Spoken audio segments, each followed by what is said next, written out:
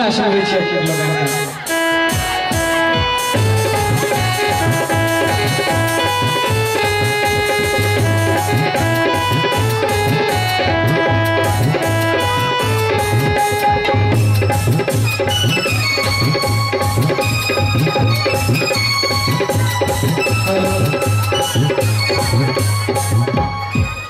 अमूलक दूधक डिब्बा पर लिखल रहे छे माँ का दूध सर्वोत्तम है।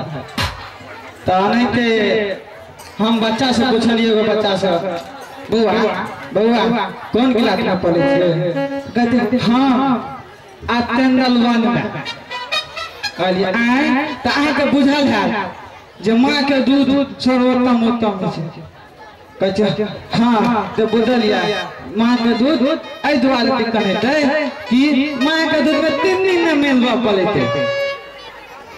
दोसर बच्चा से पूछलिए बुआ अहाँ के बुझलिए माँ के दूध किया दिक्कत है?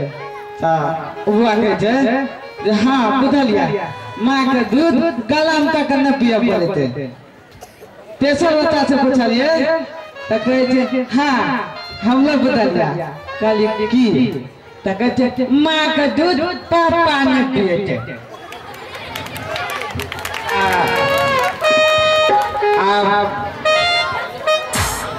विश्वासघातक नाटक के दोसर अंक पहिल अंक के 15 दिन अहाँ सबके सम्मुख देखाओ जा रहा छी। अपने साथ आनंद उठाओ।